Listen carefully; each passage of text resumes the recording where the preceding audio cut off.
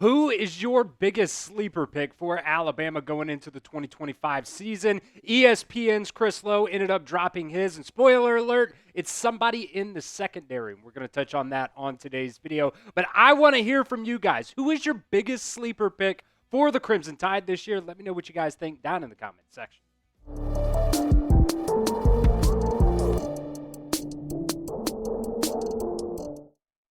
What is going on, Crimson Tide fans? Chris Daughtry here with the Alabama Football Report by Chat Sports. ESPN's Chris Lowe actually dropped his sleeper picks this past week, and he actually picked Bray Hubbard, Alabama safety, for his biggest sleeper pick to keep an eye on here in 2025. We're going to break it all down here, but this is what Chris Lowe said about Bray Hubbard. He said, now in his third season in the program, Hubbard is poised to be an all-SEC caliber player and will team with a healthy Keon Sabb to give Alabama one of the best safety duos in the SEC. Hubbard, who chose Alabama out of high school over Mississippi State, Navy, Tulane, started the final 6 games of the year after Keon Sabb suffered a season-ending injury against Tennessee and made a name for himself with 3 interceptions. Look for Hubbard in 2025 to be one of the top names on Alabama's defense. Now, I do think there are probably a lot of people right now being like, yo, Bray Hubbard's not a sleeper. Everybody knows about Bray Hubbard. I think he's more talking about the national perspective. There's people, fan bases from other teams probably don't necessarily know who Bray Hubbard is just yet. But I want to kind of bring you back through Bray Hubbard's recruiting process here as well. He was a 4-star, but he was ranked outside the top 300, and he wasn't really even a defensive player in high school. He played a little bit of defense in high school, but for the most part, he pretty much just played quarterback. That's why you see him there, listed as the number 13 athlete in the country. When you look at his high school stats over, 3-ish years, 40 total games played there for Bray Hubbard, he was pretty damn good as a high school quarterback as well. Had 55 touchdowns to only 10 interceptions and also threw for over 5,000 yards in just 40 games. This kid is an absolute stud of an athlete. Those are just his passing stats. 5,000 yards. 55 touchdowns. Now let's look at his rushing stats here. Over 4,000 yards and 53 more rushing touchdowns. Had over 100 yards per game in his high school career. He had 23 games in his high school career where he rushed for over 100 yards and also only had 6 fumbles in a couple of seasons there. Bray Hubbard is definitely one of the best players on this Alabama defense, and I think when you look at this secondary as well, Bray Hubbard, Keon Sabb teaming up together, that duo just by itself is going to be absolutely insane. And I could not be more excited about Alabama's secondary going into this season. One of my favorite things about Bray Hubbard is his ability to, come downfield and put, a helmet on a helmet, help in the run game. You see there 57 tackles, but he really does remind me of a guy like Caleb Downs. You guys remember him a couple of years ago as a freshman when he just come downfield from that safety spot and just lay the wood in the run game as well. I love when a safety can help you in the run game, and he did a really good job as well in pass coverage. Had 3 interceptions last year in only 7 games played. Didn't really get targeted a ton either, but when he did, didn't allow a ton of yards there either. So Bray Hubbard going into this season, I think he's got a real opportunity to, quote-unquote breakout sleeper pick, whatever you want to call it. I think him and Keon Sabb are going to be really, really good for Alabama next season. So I want to hear from you guys here at the pinned comment of today's video.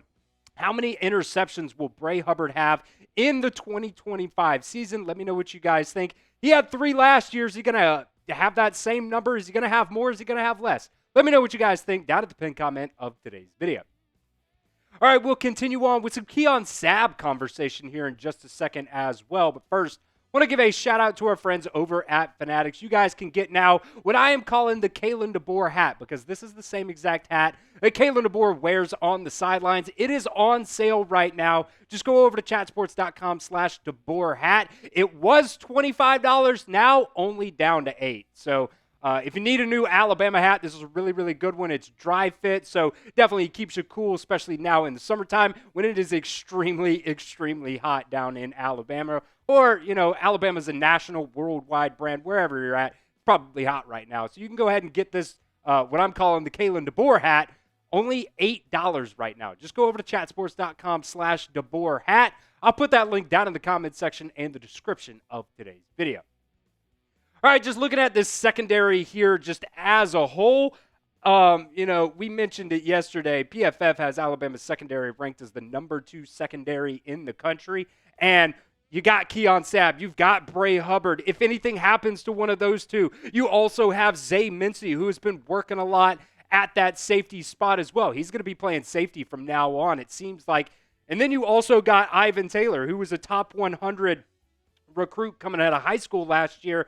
This secondary room is just absolutely insane. Your safeties in particular also are going to be insane. Keon Sabb also, obviously, we touched on it. He suffered that foot injury last season during that Tennessee game, and I think Keon Sabb, the best is yet to come. I don't think we've seen it all from Keon Sabb yet. I think early in the season last year, they were learning a new defense. The entire defense was learning a new defense, not just Keon Sabb. So he couldn't really, lean on a guy like Malachi Moore to be like, hey, what do we do in this situation? Because Malachi Moore or whoever else was learning the same defense as well. There were a couple times, you saw during the Georgia game there was a busted coverage. You saw during the Vanderbilt game on that 4th down there was a busted coverage as well. Whether that was on Keon Sabb or whether that was on a corner or the Husky, whoever it is, there was miscommunication in the secondary. But I think going into this year, Keon Sabb is going to be absolutely ridiculous, especially pairing up there with Bray Hubbard. And if you look back to his recruiting process, he committed to Michigan coming out of high school, but another top 100 recruit in this secondary right now. And, that relationship that he built with Courtney Morgan, it's kind of why he came to Alabama after we ended up losing Caleb Downs to the transfer portal going to Ohio State. That relationship, Courtney Morgan was like one of his primary recruiters, coming out of high school to Michigan at that time. So, feel really lucky that we have Courtney Morgan as well. You see in the recruiting process right now. But Keon Sabb, man, he's going to be a name to watch for sure. And ESPN, I believe it was Matt Miller a couple months ago, also wrote this article, also named Keon Sabb as a potential 2026 NFL draft riser just a couple of months ago.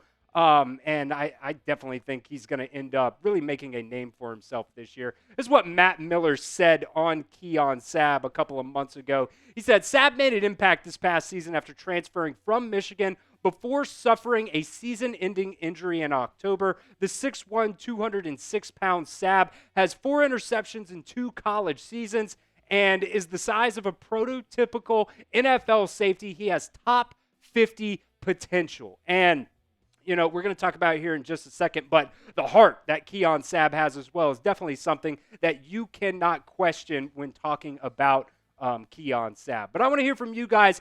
As a whole, this secondary is going to be really, really good for Alabama this season. I want to hear from you guys. Grade Alabama's secondary as a whole. Let me know what you guys think. Scale it for me, A, B, C, D, or F. I want to hear from you guys. You be the judge. Let me know what you guys think.